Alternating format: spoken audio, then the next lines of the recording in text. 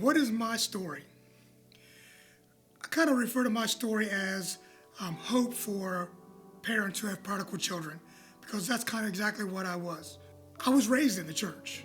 My parents had me in the church from the time I was an infant until I was 18. They did everything they could, to support me and put me around the Christian life. But like many students, I fell into the world, knowing what the world had to offer, getting involved in a lot of the parties and, what it was to be in the cool crowd. And I made a lot of really bad decisions in my later teen years, to the point where it was made public. Some of the things I did was made public. And the church I went to was a very traditional church. And it was very difficult because I didn't see much grace. Not that I really was looking for it, but it kind of gave me my reason to walk away. I wasn't happy with the way that they treated me because of some of the things I had done. I felt like no one bothered to have a talk to me. They just kind of, came down. But then again, I was the one doing the thing. So, I can't really say that I wasn't deserving of some of the treatment. But it's all I really needed to make my decision to walk away from the church at that point in time. So between 18 and 19 is when I just kind of walked away. And what's really bad looking back on it now is because my parents were so protective of me, they kind of walked away too. And looking back now, it's heartbreaking for me that my poor decisions, led to my family also kind of stop going to church. As I continued through life, it was just almost like meaningless, and I just kind of hung around the wrong crowds, just trying to find some sort of inclusion. So to get myself included, I started playing softball and hanging around a group there. We were going to tournaments, but with a lot of times with softball comes a recreational partying, and once again, the choices were not high on my list. And then I left one tournament after we had been drinking pretty much all day, and ran through a police barricade for an overturned truck. So that was offense number one. I went to court. I got a PBJ. They spared me, showed me grace, and showed me mercy. So all I had to do was not do it again. Well, to continue my unwise choices, I ended up going to a friend's house at a party. Somebody asked me to take him home. I knew I shouldn't because I wasn't in the condition, but I did so anyway. I got stopped, and they threw the book at me in a sense. Because I had violated probation, I got 30 days in jail, 25 for good behavior. But when I got out, that is when I started to realize that my life was not on the right track. But I still wasn't accepting to go back into Christianity, or I believed in God still, but I just chose to ignore him. And I didn't feel, I guess that was the direction I wanted to go, but I just knew I had to make some better choices. So I tried to do it on my own. I kind of slowed down on my drinking. I was always a designated driver, trying to make, help everybody out. But something still just did not feel right with me. I didn't have any purpose. I didn't have anything to strive for. I was just kind of existing. I started working at the Bayliner boat plant in 1992, but in 2002, I believe, a friend of mine now, his wife was working with my mom at a bank, and my mom asked if I could get him a job. And I said, well, yeah, I know the supervisor, I'll get him a job. So long story short, I got him the job, and we hit it off, like right out of the gate. And his workstation was behind mine. So we were allowed to play radio, so I was listening at that point to, I'm real big into music. I love music, every genre, all kinds, but I was really into the heavy music at that point in time. A lot of the Godsmack, The Disturbed. So he was coming to a guy at church that he knew that listened to that type of music, but the Christian version, and was feeding me these songs. Hey, you ought to listen to this, and you ought to listen to this. But what struck me was the conversations that I had with him. His name was Brent Schott, and he was so different of a Christian than I'd ever seen or I'd ever grown up with. What shook me was his honesty. Like, he was very vulnerable when he talked about his faith and the struggles that he was going through. And he was just very honest about the struggles he had in his life. And I was thinking, what kind of Christian talks like this? This is not something that I'm used to at this point. I was very used to the very straight and narrow. And if you sinned, you were going straight to hell, to this guy who's saying, I struggle every day with this and I struggle with this. And it just kind of threw me aside. But he kept inviting me to church, and I kept putting him on pause for about 6 months. Then he invited me to a rock concert here at Emmanuel Wesleyan. And that was in November of 2003.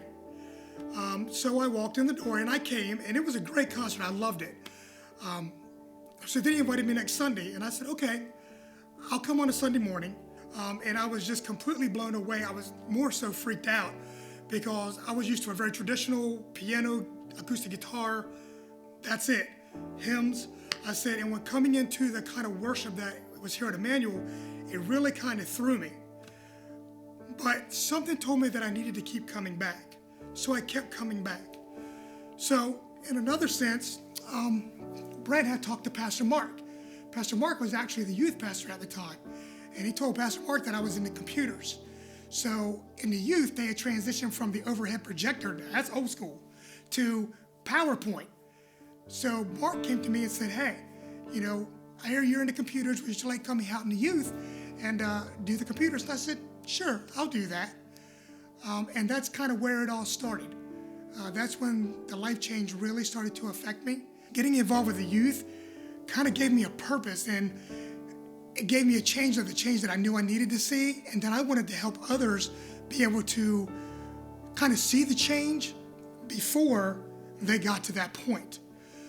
So I remained a youth leader from 2004 until I believe it was 2014 when they asked me to become the youth director. But I do want to back up a little bit because my defining moment was probably when I worked at the boat plant. I got transferred in 2008 to go to North Carolina to be a manager because they were closing the plant down here and moving it up in North Carolina.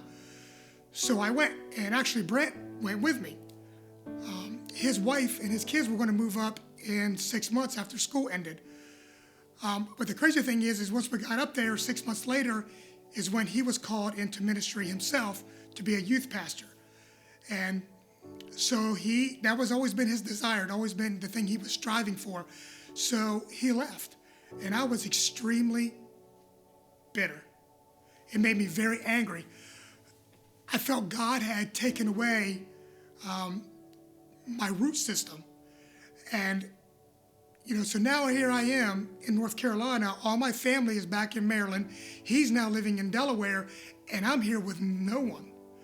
And it really set me on a moment where I was so angry with God that I was walking down the road, walking my dog, when I had a literal screaming match with God about, why would you do this? If you love me, why would you do this?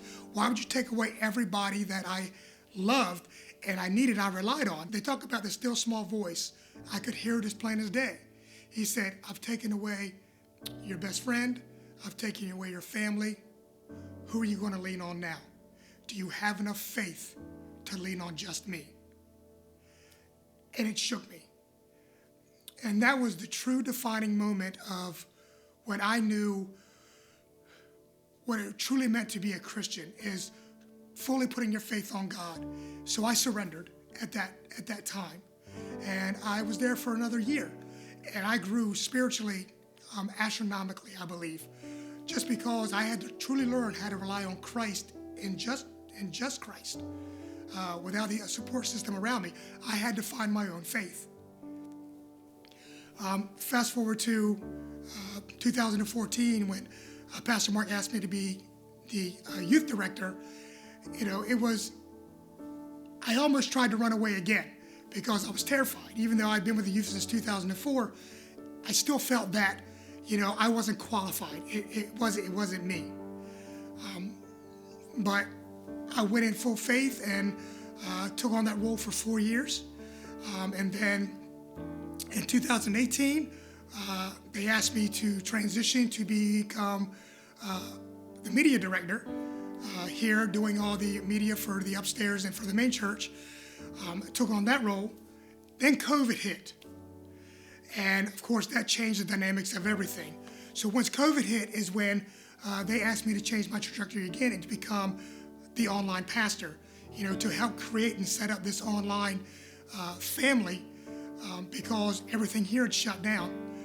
And I actually had gone to college for a business information degree to be able to do something just like that.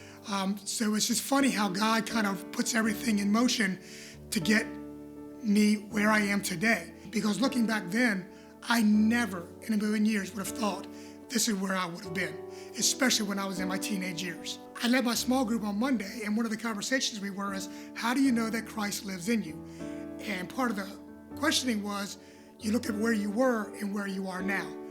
And one of the things that I shared, which is probably the most amazing thing to me, is if you ask the people that I knew back when I was a teenager if they would believe me sitting here right now in this position doing this, they would have said no way on earth. And what's even funnier is the people who know me now, if I ask them or tell them stories about all the things I did in my past, they don't believe. To me, it doesn't make it any clearer how far I've come. I have a long way to go, but Christ in me has changed my trajectory from where I was to where I am now, with a sole sense of purpose of doing his mission and just following his lead. And I can honestly say that, I fully feel the Spirit guiding me online, being able to pray for people, interact with people online, people that are in other countries. God has really moved me to be able to share part of my story and be able to give hope for parents that if their kids have walked away from the church, and I've had so many conversations with parents, there's hope.